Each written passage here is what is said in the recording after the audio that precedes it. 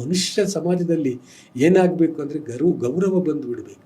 ನಾನು ನಿಮ್ಮನ್ನು ಗೌರವಿಸಿದರೆ ನೀವು ನನ್ನನ್ನು ಗೌರವಿಸ್ತೀರಿ. ಆವಾಗ ತನ್ನಿಂತಾನೇ ನಮ್ಮ ಗ್ರೇಡ್ ಹೇಳುವಂಥದ್ದು ಅದು ಅಪ್ಗ್ರೇಡ್ ಆಗ್ತಾ ಇರ್ತದೆ. ಇವತ್ತು ಏನು ಮಾಡೋದು, ನಾವು ಇದ್ದವರನ್ನೆಲ್ಲ ಹೀಯಾಳಿಸೋದು, ಹೆಂಡತಿಯನ್ನು ಹೀಯಾಳಿಸೋದು, ಮಕ್ಕಳನ್ನು ಹೀಯಾಳಿಸೋದು. ಮಕ್ಕಳಿಗೆ ಎಲ್ಲಿವರೆಗೆ ಅಂದರೆ ನೀವು ಯಾವುದಕ್ಕೂ ಪ್ರಯೋಜನ ಇಲ್ಲ ಮಾರೆ ಹೇಳಿಬಿಡ್ತೇವೆ ನಾವು. ಅದನ್ನೇ ನೀನು ಎಂಥ ಜನ ಮಾರೆ ಅಂತೇಳಿ ಹೇಳಿದರೆ ಅವನ ಬದಲಾವಣೆ ನಾವು ಗಮನಿಸಬಹುದು.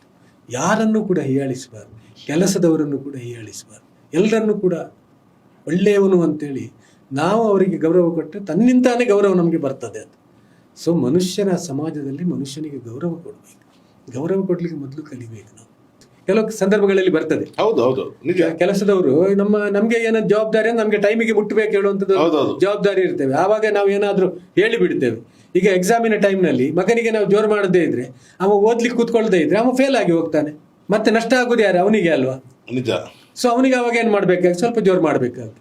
ಅದು ಮತ್ತೆ ಶಾಲೆಯಿಂದ ಬಂದ ನಂತರ ಅವನ ಬೆನ್ನು ತಟ್ಟಿ, ಮಗ ಹೇಗಾಯ್ತು ಎಕ್ಸಾಮು, ಹೇಗೆ ಒಳ್ಳೆ ಬರ್ದಿದೆಯಲ್ಲ, ನೀನು ಆವಾಗ ಹೇಳಿದ್ದೆಲ್ಲ ಅದೆಲ್ಲ ಬಿಟ್ಟು ಬಿಡು, ನಿನ್ನ ಒಳ್ಳೆದಕ್ಕೆ ಹೇಳಿದ್ದು ಹೇಳಿದ್ರೆ ಅವ ನಾಳೆ ಮತ್ತೆ ರೆಡಿ ಆಗ್ತಾನೆ ಎಕ್ಸಾಮ್.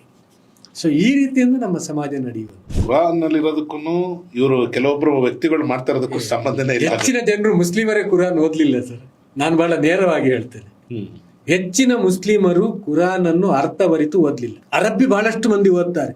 ಅರಬ್ಬಿ ಓದಿಸುವಂತಹ ಈ ಮದ್ರಸಾಗಳು ಅಂತೇಳಿ ನಾವು ಏನ್ ಹೇಳ್ತೇವೆ, ಅದರಲ್ಲಿ ಕುರಾನ್ ಅನ್ನು ಕಂಠಪಾಠ ಮಾಡಿಸುವಂಥದ್ದು. ಹೆಚ್ಚಿನ ಮದ್ರಸಾಗಳಲ್ಲಿ ಕುರಾನ್ ಅನ್ನು ಕಂಠಪಾಠ ಮಾಡಿಸುವಂಥದ್ದು ಅದು ಸಾಮಾನ್ಯ ವಿಷಯ ಅಲ್ಲ. ಕುರಾನ್ ಕಂಠಪಾಠ ಮಾಡುವುದಂದ್ರೆ ಅದರಲ್ಲಿ ಒಂದು ಅಕ್ಷರ ಬಿಡಿ, ಒಂದು ದೀರ್ಘ, ಒಂದು ಕೋಮ. ಅರಬ್ಬಿ ಭಾಷೆ ಹೇಗಿದೆ ಅಂದ್ರೆ ಒಂದು ದೀರ್ಘ, ಒಂದು ಕೋಮ ಎಲ್ಲಿಯಾದ್ರೂ ಬಿಟ್ಟು ಹೋದ್ರೆ ಅದು ಅರಬ್ಬಿ ಮಾತಾಡುವಾಗ ಓದುವಾಗ ಕಂಡು ಹಿಡಿಬಹುದು. ಬೇರೆ ಭಾಷೆಯಲ್ಲಿ ನಾವೆಲ್ಲ ಗೀ ಗಾ ಇದನ್ನೆಲ್ಲ ಕಂಡು ಹಿಡಿಲಿಕ್ಕೆ ಸ್ವಲ್ಪ ಕಷ್ಟ ಆಗ್ತದೆ. ಆದ್ರೆ ಕುರಾನ್ ಓದುವಾಗ ಆ ಗೀಯ ಜಾಗ ಅವ ಗಾ ಮಾಡಿದ್ದಾನೆ, ಅಥವಾ ಗಾ ಜಾಗ ಗೀ ಮಾಡಿದ್ದಾನೆ, ಅಥವಾ ಗೇ ಮಾಡಿದ್ದಾನೆ, ಇದೆಲ್ಲ ಅರಬ್ಬಿ ಓದುವಾಗ ನಿಮ್ಗೆ ಅರ್ಥ ಆಗ್ತದೆ. ಸೊ ಅಂತಹ ಕುರಾನ್ ಅನ್ನು ಪಠನ ಮಾಡುವಂತ, ಬಾಯ್ಪಾಠ ಮಾಡುವಂತ ಕೆಲಸ ಆಗಿದೆ ನಮ್ಮಲ್ಲಿ. ಆದ್ರೆ ಆ ಕುರಾನ್ ತಿಳಿಯುವಂತ ಕೆಲಸ ಆಗಲಿ. ಇವತ್ತಿಗೂ ಕೂಡ ಕನ್ನಡದಲ್ಲಿ ಕುರಾನ್ ಇದ್ದು ಕೂಡ ಉರ್ದು ಬಾರದೇ ಇದ್ದ ಮುಸ್ಲಿಮರು ಕೂಡ, ಕನ್ನಡ ಬಲ್ಲವರು ಕೂಡ ಅದರ ಪ್ರಯೋಜನ ಪಡೆದಿಲ್ಲ. ಬೇರೆ ಎಲ್ಲ ಈ ದೇಶದ ಎಲ್ಲ ಭಾಷೆಗಳಲ್ಲಿ ಉಂಟು ಕುರಾನ್.